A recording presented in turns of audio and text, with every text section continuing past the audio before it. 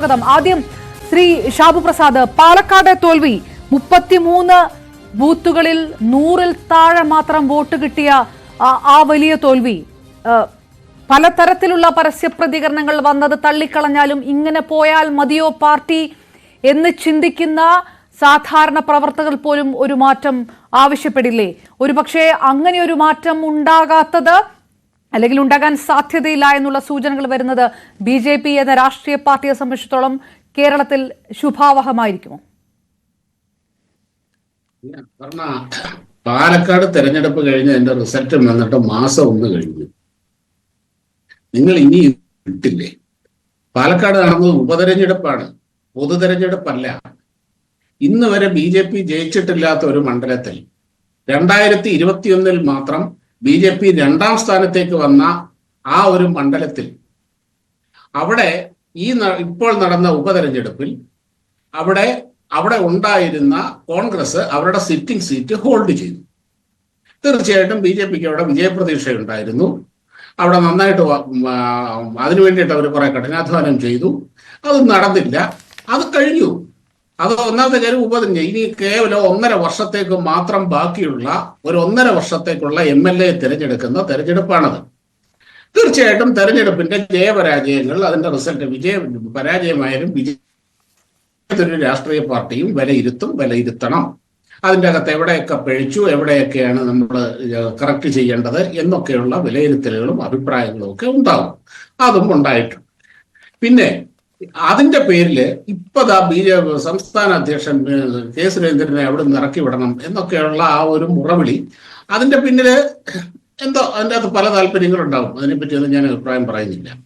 പിന്നെ സുരേന്ദ്രന്റെ സ്ഥാനത്ത് ഇത് 2ാമത്തെ ടേമാണ്.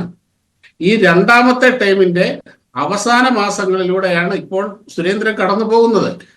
ബി.ജെ.പിയുടെ നിയമം അനുസരിച്ച്, ബി.ജെ.പിയുടെ ഭരണഘടന അനുസരിച്ച് ഒരു പ്രസിഡന്റിന്, ഒരു വ്യക്തിക്ക് തുടർച്ചയായി 2 പ്രാവശ്യത്തിൽ കൂടുതൽ അവിടെ പ്രസിഡന്റ് സ്ഥാനത്ത് ഇരിക്കാൻ കഴിയില്ല. സുരേന്ദ്രൻ ഇറങ്ങിയേ പറ്റൂ. അതിന് ഉടനെ തന്നെ സംഘടനാ തെരഞ്ഞെടുപ്പുകൾ വരാൻ പോവുകയാണ്. സംഘടനാ തെരഞ്ഞെടുപ്പിന് വേണ്ട ഭരണാധികാരികളെയൊക്കെ നിയോഗിച്ചു കഴിഞ്ഞു.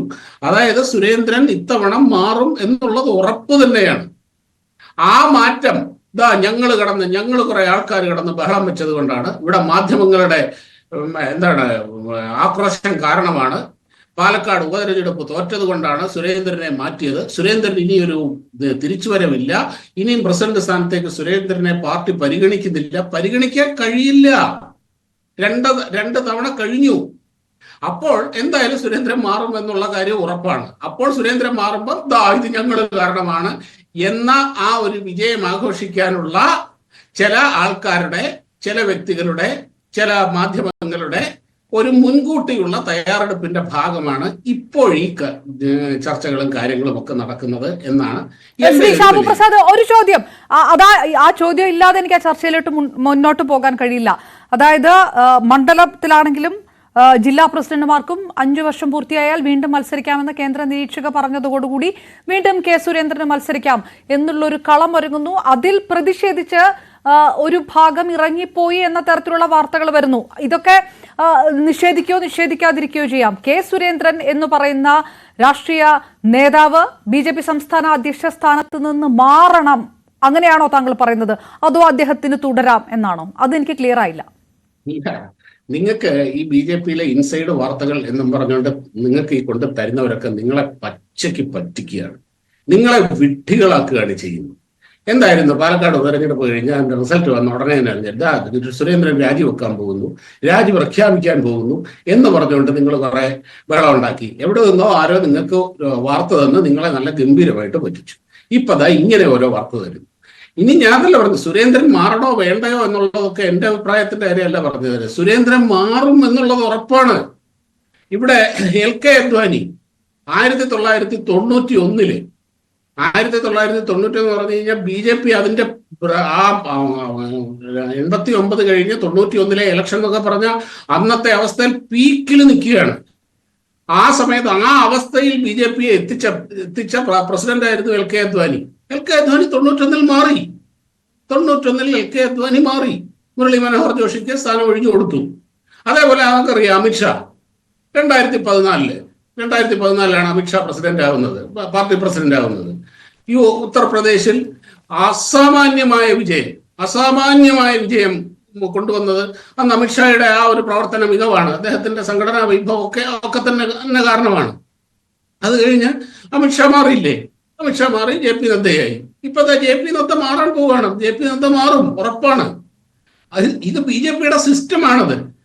അത് ഇനിയിപ്പം നാളെ ഞാൻ പറഞ്ഞല്ലോ, നാളെ നിങ്ങളടക്കമുള്ള മാധ്യമങ്ങൾക്കും ചില വ്യക്തികൾക്കും ഉള്ള താല്പര്യത്തിനനുസരിച്ച് ഞങ്ങൾ അന്നേ പറഞ്ഞില്ലേ സുരേന്ദ്രൻ മാറും, സുരേന്ദ്രൻ മാറണം, സുരേന്ദ്രൻ മാറുന്നത് ഈ ഇവിടുത്തെ പാലക്കാട് ഉപതെരഞ്ഞെടുപ്പിൽ തോറ്റത് കൊണ്ടാണ്. ഇനി ഒരു കാര്യം മനസ്സിലാക്കുക, ഈ പാലക്കാട് ഉപതെരഞ്ഞെടുപ്പിൽ BJP ജയിച്ചിരുന്നെങ്കിലും സുരേന്ദ്രൻ ഇത്തവണ മാറും, ഉറപ്പാണ്. വി മുരളീധരൻ ഇവിടെ 2 ടൈം ഇരുന്നു, അദ്ദേഹം മാറി. പരമാവധി 2 ടൈമേ ഒരു പ്രസിഡന്റിന് ഒരു അധ്യക്ഷ സ്ഥാനത്തിരിക്കാൻ കഴിയുള്ളൂ. അതിനെ നിങ്ങളുടെ താല്പര്യത്തിന് അനുസരിച്ച് വളച്ചൊടിക്കുന്നതും അതിനെ വ്യാഖ്യാനിക്കുന്നതും ഒക്കെ നിങ്ങളുടെ ഇഷ്ടം. അതല്ല ശ്രീ ഷാബു പ്രസാദ്, 3 വർഷത്തിന് ശേഷം കിട്ടിയ ടേം 2 വർഷം, അത് രണ്ടാം ടൈമായിട്ട് കണക്കാക്കാൻ കഴിയില്ല എന്ന് കേന്ദ്ര നിരീക്ഷകർ തന്നെ വ്യക്തമാക്കി. അതിൽ പ്രതിഷേധിച്ച് ഇവരിറങ്ങിപ്പോയി എന്നൊക്കെയാണ്. അപ്പൊ ആ വാർത്തയടക്കം താങ്കൾ തള്ളുകയാണ്. അങ്ങനെ സാധ്യതയില്ല. എവിടുന്നാണ് നിങ്ങൾക്ക് ഈ വിവരം ആൾക്കാർ തരുന്നത് എന്നുള്ളത് എനിക്കറിയില്ല. ഒരു കാര്യം ഞാൻ പറയാം, നിങ്ങൾക്ക് ഈ രീതിയിലുള്ള വിവരങ്ങൾ തരുന്നത്, നിങ്ങൾ അതിനെ ആഘോഷിക്കുമ്പോൾ നിങ്ങൾ അവിടെ വിഡ്ഢിവേഷം കെട്ടുകയാണ്. BJPയുടെ കാര്യത്തിൽ എന്നും നിങ്ങൾക്ക് സംഭവിച്ചിട്ടുള്ളത് ഇതാണ്. ആധികാരികമെന്ന് പറയുന്ന സോഴ്സിൽ നിന്ന്, പറയപ്പെടുന്ന സോഴ്സിൽ നിന്നൊക്കെയാണ് നിങ്ങൾക്ക് വിവരം കിട്ടുന്നത് പറയുന്നു. എന്ത് തന്നെയായാലും നിങ്ങൾക്ക് ആ വിവരം തരുന്നവർ നിങ്ങളെ വിഡ്ഢികളാക്കിക്കൊണ്ടിരിക്കുകയാണ്. അതിന് പല തെളിവുകളുണ്ട്, പല പ്രാവശ്യം ഇത് സംഭവിച്ചിട്ടുള്ളതാണ്. ഏറ്റവും അവസാനം സുരേന്ദ്രൻ ഇപ്പൊ രാജിവെക്കും എന്നും പറഞ്ഞുകൊണ്ട് നിങ്ങൾ കുറെ കോലാഹലം ഉണ്ടാക്കിയതാണ്. എന്നിട്ട് എന്താ സംഭവിച്ചത്? ഒന്നും സംഭവിച്ചില്ലല്ലോ. അതുകൊണ്ട് നിങ്ങൾ അങ്ങനെ വരുന്ന ഊഹാപോഹങ്ങളോടും വാർത്തകളോടും ഒക്കെ എങ്ങനെയാണ് അവർ രാജി സന്നദ്ധത അറിയിച്ചിരുന്നല്ലോ അല്ലേ സംസ്ഥാന BJP സംസ്ഥാന എവിടെ? ആര് നിങ്ങളുടെ അടുത്ത് പറഞ്ഞോ? സുരേന്ദ്രൻ പറഞ്ഞോ? നിങ്ങൾ എവിടുന്നാണ് നിങ്ങൾക്ക് ഈ വാർത്ത കിട്ടുന്നത്? എനിക്കറിയില്ല. എന്ത് തന്നെയായാലും നിങ്ങൾക്ക് ഈ വാർത്ത തരുന്നവർ നിങ്ങളെ പറ്റിച്ചുകൊണ്ടിരിക്കുക, നല്ല സുന്ദരമായിട്ട് പറ്റിച്ചുകൊണ്ടിരിക്കുക. നിങ്ങൾ ഇങ്ങനെ തുടർച്ചയായി വിഡ്ഢിവേഷം കെട്ടിക്കൊണ്ടിരിക്കുകയും ഇതാണ് അതിന്റെ വാസ്തവം എന്ന് പറയുന്നത്.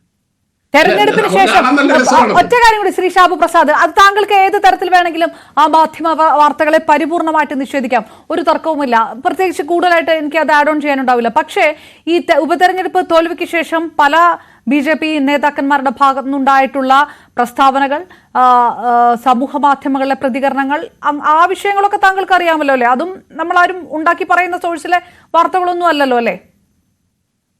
അല്ല, ഇതിൻ്റെ അകത്ത് പല പ്രതികരണങ്ങൾ വന്നിട്ടുണ്ട്, അവരുടെ അഭിപ്രായങ്ങൾ പറഞ്ഞിട്ടുണ്ട്. അതൊക്കെ എവിടെ, ഏത് എക്സ്റ്റന്റ് വരെ പബ്ലിക്കായിട്ട് അഭിപ്രായം പറയരുത് എന്നൊക്കെ അവരവരാണ് തീരുമാനിക്കേണ്ടത്. ഒരു ബഹുജന പാർട്ടിയാണ്.